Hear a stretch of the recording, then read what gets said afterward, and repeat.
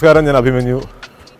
നിങ്ങളുടെ മാർക്കോ എന്ന ഫിലിമിലെ Russell Tony Isaac എന്ന കഥാപാത്രം ചെയ്തത് ഞാനാണ്. ഇത് കൊല്ലം അലിൻഡ് എന്ന് പറഞ്ഞൊരു ഫാക്ടറിയാണ്. മാർക്കോ എന്ന ഫിലിമിലെ ഏതാനും കുറേ ലൊക്കേഷനുകളിൽ ഫിലിമിലെ ഇൻട്രോയും ക്ലൈമാക്സും ഷൂട്ട് ചെയ്ത സ്ഥലമാണിത്.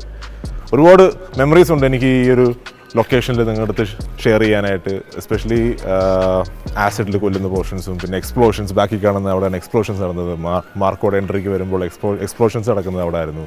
പിന്നെ ആസിഡിൽ ഉള്ള സീനുകൾ, പിന്നെ fight, gun scenes, mini gun scenes, അതെല്ലാം ഇവിടെയാണ് ഷൂട്ട് ചെയ്തത്. അതും ഇത്രയും വലിയൊരു ഫിലിമിൻ്റെ ഭാഗമാകാൻ കഴിഞ്ഞതിൽ, അതും ഒരു ഫിലിമിൻ്റെ ഭാഗം കഴിഞ്ഞതിൽ എനിക്ക് ഒരുപാട് സന്തോഷമുണ്ട്. അതും എൻ്റെ ആദ്യത്തെ ഫിലിം എന്നുള്ള നിലയ്ക്ക് നിങ്ങൾ പ്രേക്ഷകർ ഇത് ഏറ്റെടുത്തതിൽ എനിക്ക് വളരെയധികം സന്തോഷമുണ്ട്. ഇവിടുത്തെ മെമ്മറീസ് പറയുകയാണെങ്കിൽ ഒരുപാടുണ്ട് പറയാനാണെങ്കിൽ. പ്രത്യേകിച്ച് ഈ പ്രത്യേക ലൊക്കേഷനിൽ ഏകദേശം ഒരു 12 ദിവസത്തോളം നമ്മളിവിടെ ഷൂട്ട് ചെയ്തു. അതിൽ ക്ലൈമാക്സ് ഫൈറ്റ്, അതായത് റസലും മാർക്കോയും സൈറസും തമ്മിലുള്ള ഫൈറ്റ് ഷൂട്ട് ചെയ്ത് അവസാനത്തെ 33 മണിക്കൂർ എടുത്തിട്ടാണ്, കണ്ടിന്യൂസ് 33 hours എടുത്തിട്ടാണ് ആ ഫൈറ്റ് ഷൂട്ട് ചെയ്തത്. അപ്പോൾ ആ ദിവസങ്ങൾ ഞങ്ങളെല്ലാവരും ഒരുമിച്ച് ഒരുപോലെ നിന്ന് കഷ്ടപ്പെട്ട് തന്നെയാണ് ആ ഫൈറ്റ് നമ്മൾ ഷൂട്ട് ചെയ്തത്. അല്ല, അതുകൊണ്ടാണല്ലോ അഭി ഇത് വിജയിച്ചത്. അതെ, തീർച്ചയായും. അതിനാദ്യം കൈരളിയുടെ പ്രേക്ഷകർക്ക് വേണ്ടി ഞങ്ങൾ ആദ്യം അതിനെ അഭിനന്ദിക്കുകയാണ്. ആ ഒരു ഫസ്റ്റ് എൻട്രി തന്നെ ഒരു മാസ് എൻട്രി ആക്കി മാറ്റി. അത് ഒരു ആൻറ്റി ഹീറോ ആണെങ്കിൽ പോലും പലപ്പോഴും ഇപ്പോൾ രജനീകാന്ത് എടുത്താലും നമ്മുടെ പല നടന്മാരെടുത്താലും, കേരളത്തിലെ നടന്മാരെടുത്താലും, എന്തിനും മോഹൻലാൽ, നമ്മുടെ ലാലേട്ടൻ പോലും ആൻറ്റി ഹീറോ ആയിട്ട് വന്നിട്ടാണ് ഹീറോ ആയി മാറിയത്. അതിനൊരു ഭാഗ്യം നിലനിൽക്കുകയാണ്. പ്രത്യേകിച്ച് ഈ ശബ്ദം ഒരു രക്ഷയില്ല കേട്ടോ, സമ്മതിക്കണം. ഇതെങ്ങനെ ഈ അച്ഛനിൽ നിന്ന് കിട്ടിയതാണോ? എന്താണ് ഇതിൻ്റെ ഈ ഒരു വോയിസ്, ഈ ഒരു മോഡുലേഷൻ എന്ന് പറയുന്നത്? നിങ്ങളുടെ ഒരു ഫാമിലി ഇതാണോ? ഒരു ഫാമിലിയിലോടുന്ന ഒരു കാര്യം തന്നെയാണത്. പറഞ്ഞോ. ഫാമിലിയിൽ അച്ഛനും അച്ഛൻ്റെ അനിയനും പിന്നെ എനിക്കും എല്ലാവർക്കും ഈ ഒരു ഇത് തന്നെ. പക്ഷെ അവിടെ അത്രയും കട്ടി എനിക്കില്ല എന്ന് എന്ന് പറയാൻ പറ്റത്തില്ല. ഇന്ന് രാവിലെ ഞാൻ ഷമിച്ചേട്ടനുമായിട്ട് സംസാരിക്കുമ്പോൾ പറഞ്ഞത് ഇതൊരു ജനറ്റിക് പ്രോബ്ലമാണ്. തിലകനിൽ നിന്ന് മകന് കിട്ടി, മകനിൽ നിന്ന് ഇപ്പോൾ അടുത്ത ചെറുമകന് കിട്ടിയിരിക്കുന്നത്. സ്വാഭാവികമായും നിങ്ങളുടെ ഒരു സിനിമ ഫാമിലി എന്ന് പറയാൻ ഒരു 3 തലമുറ നിങ്ങൾ സിനിമാ ഫീൽഡിന് വേണ്ടി നിങ്ങളുടെ ജീവിതം തന്നെ ഇപ്പോൾ ആ രണ്ടുപേരെ എടുത്താൽ, നമുക്ക് തിലകൻ ചേട്ടനെ എടുത്താലും ഷമി തിലകനെ എടുത്താലും ഇപ്പം മകനിലൂടെ വീണ്ടും അത് കൈമാറുകയാണ്. നമ്മളിനി ഒരു ഇതിലേക്ക് വരുമ്പോൾ നമ്മുടെ മാർക്കോ തിയേറ്ററിൽ ഇരുന്ന് അക്ഷരാർത്ഥത്തിൽ ഞാൻ ഇങ്ങനെ വിറച്ചിരിക്കുകയായിരുന്നു. പണ്ട് ഈ ഹൊറർ ഫിലിംസിനൊക്കെ നമ്മൾ പോയി കണ്ട് ഈവിൽ ഡെഡ് അങ്ങനെ പല സിനിമകൾ കണ്ടപ്പോൾ ഈ രക്തരൂക്ഷിതമായിട്ടുള്ള പലതും കാണുമ്പോൾ നമ്മുടെ മനസ്സിനകത്തൊരു വല്ലാത്ത വികാരം വരും. ഇപ്പം എന്തിനാണ് പറയുന്നത്, ജുറാസിക് പാർക്ക് ആണെങ്കിലും അതുപോലുള്ള പല സിനിമകളിലൊക്കെ ഈ ബ്ലഡിനെ ഉണ്ട്. പക്ഷേ മനുഷ്യൻ്റെ ഇതിൽ വെച്ചിട്ട് ഇപ്പം കില്ലൊക്കെ സിനിമ നമ്മൾ കണ്ടതാണ്, ഹിന്ദി. അപ്പം അതിൽ നിന്ന് അതൊക്കെ കുറച്ചുകൂടി മാറിയിട്ട് തുടക്കം മുതൽ അവസാനം വരെയും ആ ഒരു ആക്ഷൻ എന്ന് പറയുന്ന ഒരു മനുഷ്യൻ്റെ മനസ്സിനകത്ത് എന്തെങ്കിലും വിഷമങ്ങളോ എന്തെങ്കിലുമൊക്കെ ഉള്ളവർ ഈ തിയേറ്ററിനകത്ത് കയറി മാർക്കോ സിനിമ കണ്ട് പുറത്തിറങ്ങുമ്പോഴേക്കും അവനൊരു പുതിയ മനുഷ്യനായി തീർന്നിരിക്കും. വില്ലനൊന്നും ആവില്ല, അതേസമയം നല്ലൊരു മനുഷ്യനും അതിനുള്ളിലേക്ക് അവനൊരു ജീവിക്കാനുള്ള ഒരു ത്രാണി കിട്ടുമെന്ന് നമുക്ക് ആ ഒരു പവറിൽ നിന്ന് മനസ്സിലാവുന്നുണ്ട്. ഇവിടെ വെച്ചിട്ടുള്ള ഷൂട്ടിങ്ങിൻ്റെ അനുഭവങ്ങൾ എന്തൊക്കെയായിരുന്നു? 12 ദിവസത്തോളം ഇവിടെ നമ്മൾ ഷൂട്ട് ചെയ്തു.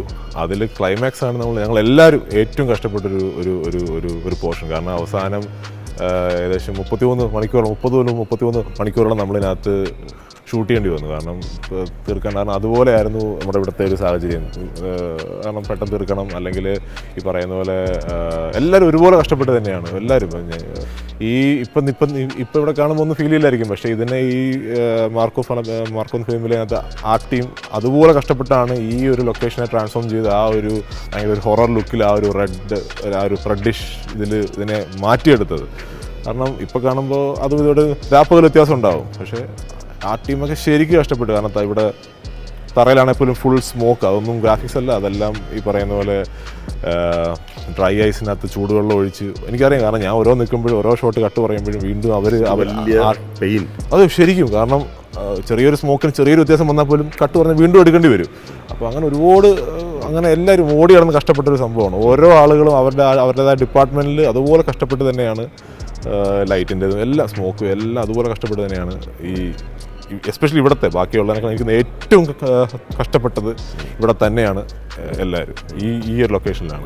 ഒരു ആദ്യമായി ഈ പറഞ്ഞ ക്യാമറയുടെ മുന്നിൽ ആ നിൽക്കുന്ന സമയത്ത് ആ ഡയലോഗ് പറയാനും ഇതിനൊക്കെ ആ സമയത്ത് ഒരു സ്റ്റേജ് ഫിയർ അങ്ങനെ എന്തെങ്കിലും ഒരു ഇഷ്യൂസ് ഉണ്ടായിരുന്നു? തീർച്ചയായും ഉണ്ടായിരുന്നു. പിന്നെ ഫസ്റ്റ് സീൻ ആക്ച്വലി ഡയലോഗൊന്നും ഇല്ല, പിന്നെ ഒരു വണ്ടിയുടെ മുള്ളിൽ ചാടി വരുന്നൊരു സീനായിരുന്നു. അതിനകത്ത് ഡയലോഗൊന്നും ഇല്ലായിരുന്നു. പിന്നെ അതിന് ശേഷം ഒരു റിയാക്ഷൻ ഉണ്ടായിരുന്നു. അവിടെ ഞാൻ കുറച്ച് കഷ്ടപ്പെട്ടു, കാരണം ആ റിയാക്ഷൻ കിട്ടാൻ കുറച്ച് കഷ്ടപ്പെട്ടു. അതൊരു 6-7 സീൻ അങ്ങനെ 6 ടേക്ക് ഇതുപോലെ പോയിരുന്നു. എന്നിട്ടാണ് അതെനിക്കൊന്ന് കറക്റ്റായി വന്നത്. അപ്പോഴും ഇതുപോലെ ഓണിച്ചേട്ടനും ഹനീഫ് സാർ ഓടി വന്ന് പറഞ്ഞിട്ട് റിലാക്സ് കുറച്ച് കൂളായിട്ട് ഒന്ന് ചെയ്യും എന്ന് പറഞ്ഞപ്പോൾ എനിക്കത് ഓക്കെ. പിന്നെ ഞാൻ വളരെ സമാധാനത്തിൽ ഞാനൊന്ന് റിലാക്സ് ചെയ്തതിന് ശേഷം സമാധാനത്തിൽ ഞാനതങ്ങ് ചെയ്ത് ആ ഫ്ലോയിലങ്ങ് പോയി. ഇഞ്ചുറീസ് ഒക്കെ ഉണ്ടാവും? ഇഞ്ചുറീസ് ഒക്കെ സംഭവിച്ചോ? വീഴുമ്പോഴൊക്കെ നമുക്ക് ഓഫ് കോഴ്സ് അവിടെ ഇവിടെയൊക്കെ വേദനിക്കും. പക്ഷെ അത് കാര്യമാക്കത്തില്ല. അന്നേരം നമുക്ക് ആ ഷോട്ട് റെഡിയാക്കുക, ആ ഷോട്ട് നല്ല ഭംഗിയിലായി വരിക എന്നുള്ള ഒറ്റ ഉദ്ദേശം കൊണ്ട് നമ്മൾ അതങ്ങ് അന്നേരം ഒന്ന് ഈ ഫയറിങ്ങിലൊക്കെ എന്തൊക്കെയോ പറ്റിയെന്നൊക്കെ എങ്ങനെ? ഫയറിങ്ങിൽ ആ ഒരു വീട്ടിലോട്ട് വെടിവെച്ച് കയറുന്ന ഒരു സീനിൽ എൻ്റെ സൈഡിൽ നിന്ന് ആ ഗുണ്ടകളും അവരിൽ ഓടി വെടിവെച്ച് പോകും. അപ്പോൾ ഈ വെടിവെച്ച് കഴിയുമ്പോൾ ഷെല്ല് പുറത്ത് ചാടി വരുമല്ലോ. അപ്പോൾ ഇവിടെ നിന്ന് ഒരാൾ പോയപ്പോൾ ഈ തോക്കിൻ്റെ സൈഡിൽ നിന്നുള്ള ഷെല്ല് താടി വരുന്നത്. അപ്പോൾ ഇത് കറക്റ്റ് എൻ്റെ ചുണ്ടി വന്ന് ചാടി വന്ന് ആ ബുള്ളറ്റ് പോയി കഴിയുമ്പോൾ കേസിങ് ചാടി വരുമല്ലോ. അത് താടി വന്ന് എൻ്റെ ചുണ്ടത്ത് 2-3 ചുണ്ടത്ത് മുഖത്തൊക്കെ അടിച്ചിരുന്നു. അപ്പോൾ ചുണ്ടായോണ്ട് ചെറുതായിട്ടൊന്ന് പൊട്ടി ഒന്ന് ബ്ലാക്കായിട്ട് വന്നിരുന്നു. അതേ ഉള്ളൂ. അതുപോലെ ഈ സിനിമയിൽ ഈ ഡയലോഗുകളൊക്കെ പറയുന്നു ആ സമയത്ത് ഇപ്പോൾ മെച്യൂരിറ്റി ഉള്ള ആളുകളുടെ കൂടെ തന്നെയാണ് അഭിനയിച്ചത്. അതെ, നമ്മൾ ആദ്യമായിട്ട് ഒരു സിനിമയിലേക്ക് ഈ ഡയലോഗ് പറയുക, ക്യാമറയ്ക്ക് മുന്നിൽ നിന്ന് ഈ പറയുന്ന സംവിധായകൻ അദ്ദേഹം പറയുന്ന ആ സംഭവങ്ങളൊക്കെ ഇൻസ്ട്രക്ഷൻസ് ഒക്കെ പാലിച്ച് ചെയ്യുമ്പോൾ അവരുദ്ദേശിക്കുന്ന ഒരു ഔട്ട്പുട്ട് അവർക്ക് കൊടുക്കാൻ പറ്റുമോ? ഒരിക്കലും ഞാൻ 100% കൊടുത്തു എന്നൊരിക്കലും ഞാൻ പറയില്ല. കാരണം എനിക്ക് പേടിയുണ്ടായിരുന്നു. പിന്നെ അതിൻ്റെതായ ഒരു എക്സ്പീരിയൻസ് കുറവും എനിക്കുണ്ട്. ഞാൻ ഡബ്ബിങ്ങിലും കുറേയൊക്കെ മെച്ചപ്പെടുത്തി. എന്നാലും എനിക്ക് ഡബ്ബിങ്ങിലാണ് കൂടുതൽ മിസ്റ്റേക്സ് ഫീൽ ചെയ്തത്. എന്നാലും ഞാൻ ചോദിക്കും, ഹനീഫ് സാറേ ഓക്കെ ആണോ? ഓക്കെയാണ്. പുള്ളി പറയും ഓക്കെ ആണെന്ന് പറയാറുണ്ട് എന്ന് പറഞ്ഞ് തന്നെ ചെയ്തിട്ടുള്ളൂ. അപ്പോൾ എന്നാലും ചിലത് ഇപ്പോൾ ഞാൻ തിയേറ്ററിൽ കണ്ടപ്പോഴാണെങ്കിലും ചിലതൊക്കെ കുറച്ചുകൂടെ ബെറ്റർ ആക്കാമായിരുന്നു എന്നൊക്കെ എനിക്ക് അഭിനയത്തിലാണെങ്കിലും ഡബ്ബിങ്ങിൽ പ്രത്യേകിച്ച് എനിക്ക് ഒരുപാട് എടുത്ത് അങ്ങനെയൊക്കെ ഫീൽ ചെയ്തിട്ടുണ്ടായിരുന്നു. പിന്നെ കലയാണല്ലോ, കലൈ മാസ്റ്ററാണ്. കലൈ മാസ്റ്റർ.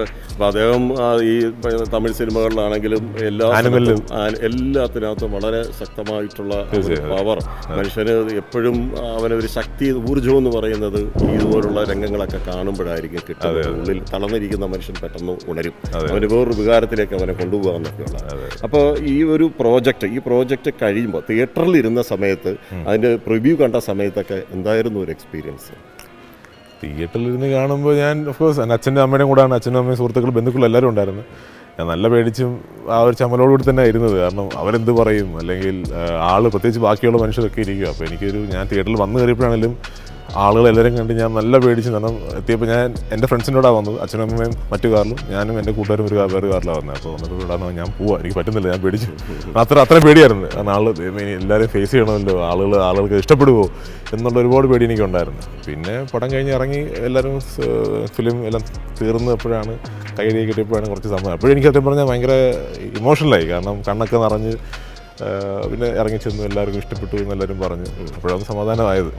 നമ്മുടെ ഷമ്മിച്ചേട്ടൻ എന്ത് പറഞ്ഞു, അച്ഛൻ എന്ത് പറഞ്ഞു ഇതിനകത്ത്? ആ ഒരു അഭിനയം കണ്ടിട്ട് അമ്മയും അച്ഛനും ഒക്കെ ഒപ്പം ഉണ്ടായിരുന്നല്ലോ, റിലേറ്റീവ്സ്. മെയിൻ എന്തായാലും നമ്മുടെ ബ്ലഡ് റിലേഷൻ എന്ന നിലയിൽ അച്ഛനും അമ്മയും പറയുന്നതായിരിക്കും. പ്രത്യേകിച്ച് അച്ഛനാകുമ്പോൾ ഈ ഇൻഡസ്ട്രിയിൽ നിൽക്കുന്ന ആളാണ്, അദ്ദേഹം ഡാൻസറാണ്, മ്യൂസീഷ്യനാണ്, എല്ലാം അറിയാവുന്ന നാടക നടൻ. അങ്ങനെ ബാല്യ സമയത്ത് കുട്ടികളുടെ അദ്ദേഹം കുട്ടിയാട്ടിക്കുന്ന സമയത്തൊക്കെ സംസ്ഥാന കലോത്സവത്തിലൊക്കെ വലിയ വിന്നറൊക്കെ ആയിരുന്ന മനുഷ്യൻ കൂടിയാണല്ലോ ഷമ്മിച്ചേട്ടൻ. അപ്പം അങ്ങനെ ഒരു വലിയ കലാ കുടുംബത്തിലെ അംഗം കൂടിയാണ്.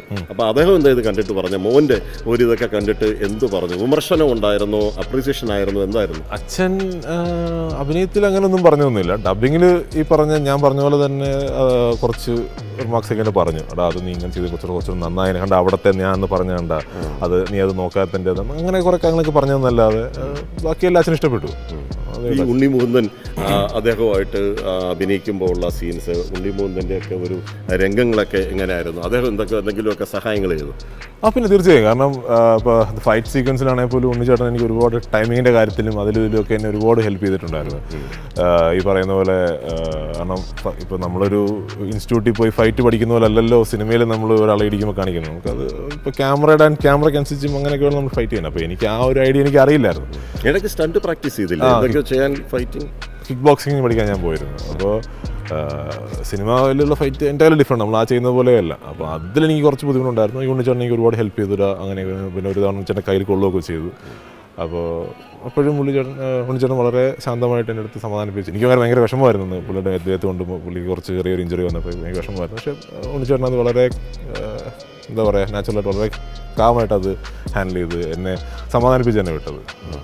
ഇപ്പോൾ ഇതിലേക്ക് ഒരു കാസ്റ്റ് ചെയ്യപ്പെട്ടത് എങ്ങനെയായിരുന്നു ഈ സിനിമയിലേക്കുള്ളൊരു? ഫെബ്രുവരിയിലായിരുന്നു ഉണ്ണിച്ചേട്ടൻ എനിക്ക് വാട്സാപ്പിൽ ഇതുപോലെ മെസ്സേജ് അയച്ചു. എന്താണ് hi this is Unni Mukundan, ഇതുപോലെ അഭിമന്യു ഒരു പ്രോജക്റ്റിനെ പറ്റി സംസാരിക്കാനാണ്, എപ്പോഴാണ് ഫ്രീ ആവുമെന്ന് പറഞ്ഞാൽ നമുക്ക് സംസാരിക്കാമെന്ന്. അപ്പോൾ ഞങ്ങൾ ഉണ്ണിച്ചേട്ടനെ വിളിച്ചു. പിന്നെ ഹനീഫ് അദ്ദേനി അദ്ദേഹമായിട്ട് സംസാരിച്ചു. പിന്നെ ഞങ്ങൾ നേരി കണ്ടു. ഈ ഒരു സ്റ്റോറിയുടെ ബേസിക് ഐഡിയ ഒക്കെ പറഞ്ഞു തന്നു. പക്ഷെ അപ്പോഴും വയലൻ്റാന്ന് പറഞ്ഞിരുന്നു. പക്ഷേ ഈ ലെവലിൽ വയലൻ്റാന്നുള്ള കാര്യം എനിക്ക് അറിയില്ലായിരുന്നു.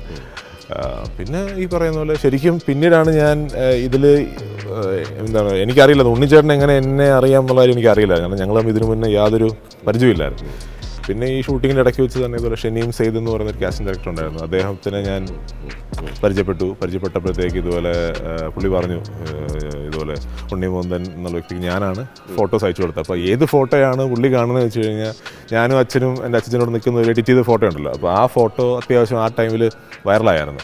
അപ്പോൾ ഈ ഷെനീം എന്ന് പറഞ്ഞ അദ്ദേഹം ഈ ഫോട്ടോ കാണുകയും അങ്ങനെയാണ് പുള്ളിയുടെ മനസ്സിൽ ഇങ്ങനെ ഒരാളുണ്ട് എന്ന് ഓർത്ത് വെച്ചത്.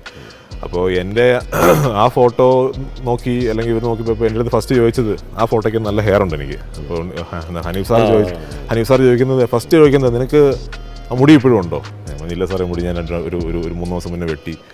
കുഴപ്പമില്ല എന്തായാലും നമുക്ക് കാണാം എന്ന് പറഞ്ഞാൽ ഞങ്ങൾ മീറ്റിംഗ് കണ്ടിന്യൂ ചെയ്തു. പിന്നെ മുടിയൊക്കെ ആണെങ്കിലും വേറെ രീതിയിലാണ് ആക്കിയത്. ഒരു പക്ഷേ മുടി ഉണ്ടായിരുന്നെങ്കിൽ വേറൊരു രീതിയിലുള്ള വേറൊരു സ്റ്റൈലുള്ള വില്ലനായനെ. പക്ഷേ ഇതിപ്പോൾ ഇങ്ങനെയാണ് നിങ്ങൾ അക്സെപ്റ്റ് ചെയ്തത്, അത്രയേ ഉള്ളൂ. മെക്കാനിക്കൽ എഞ്ചിനീയർ എന്ന് പറയുന്നവരൊക്കെ അവിടെ നിന്ന് നേരെ ഒരു ആക്ടർ എന്ന് പറയുന്നതിലേക്ക് ഒരു ട്രാൻസ്ഫോർമേഷനാണ്. ഇത് ലൈഫിൽ പ്രതീക്ഷിച്ചിരുന്നോ? തീർച്ചയായും. കാരണം ഞാൻ മെക്കാനിക്കൽ എഞ്ചിനീയറിംഗ് കഴിയുമ്പോൾ തന്നെയല്ല, ഞാൻ ചെറുതിലേ തൊട്ട് ഇത് വളരെ കുഞ്ഞായിരിക്കുന്ന ഒരു അച്ഛൻ്റെയൊക്കെ അഭിനയം കണ്ട് എനിക്കും അവരുടെ ഒരു പാത കണ്ടിന്യൂ ചെയ്യണം എന്നുള്ളത് എൻ്റെ ചെറുതിലായിട്ടുള്ള ആഗ്രഹമായിരുന്നു. അല്ലാതെ മെക്കാനിക്കൽ എഞ്ചിനീയറിംഗ് കഴിഞ്ഞപ്പോൾ ഒന്നുമല്ല, എനിക്ക് പണ്ടോട്ടുള്ള ഒരു ആഗ്രഹം തന്നെയാണെന്നത്. അതെ. പക്ഷെ അതൊരു പുതിയ അനുഭവം കൂടിയാണല്ലേ പുതിയൊരു സെക്ടറിലേക്ക് വരുമ്പോൾ. നമ്മൾ ഇതൊരു എഞ്ചിനീയറിംഗ് ആണ്, ഇത് പറയുന്നത് ഒരു എഞ്ചിനീയറിംഗ് ആണ്. അതെ, കാരണം ഒരിക്കലും തീരുന്ന ഒരു ഇതല്ലല്ലോ, എപ്പോഴും പഠിക്കാൻ ഒരുപാടുണ്ട്. ഇപ്പോൾ എനിക്കൊരു ഒരു ഐഡിയ ആയി എങ്ങനെയാണ് കാര്യങ്ങൾ. എനിക്ക് പലതും ഇവിടെ വന്നപ്പോഴാണ് പല കാര്യങ്ങളും ഞാൻ പഠിച്ചത് ഇങ്ങനെയൊക്കെയാണ്. പിന്നെ അച്ഛൻ കുറേ പറഞ്ഞു തന്നെങ്കിലും പക്ഷെ നമ്മൾ പറഞ്ഞു തരുന്ന എക്സ്പീരിയൻസ് വേറെ, അനുഭവിച്ചു തരുന്ന എക്സ്പീരിയൻസ് വേറെയാണ്. അപ്പോൾ അച്ഛൻ പറഞ്ഞു തന്നപ്പോൾ അതെല്ലാം മനസ്സിൽ വെച്ചു. ബാക്കി ഇവിടെ വന്നപ്പോഴത്തേക്ക് എനിക്ക് കുറച്ചുകൂടെ ആ ഒരു റിയൽ ലൈഫ് എക്സ്പീരിയൻസ് അനുഭവിച്ച് പറഞ്ഞപ്പോഴത്തേക്ക് കുറച്ചുകൂടെ എനിക്കത് മനസ്സിലായി. നമ്മുടെ ഈ പല റിവ്യൂസിലും സോഷ്യൽ മീഡിയ പ്ലാറ്റ്ഫോമിലും ഒക്കെ വരുന്ന കമൻസ് എങ്ങനെ ഇത് തോന്നി?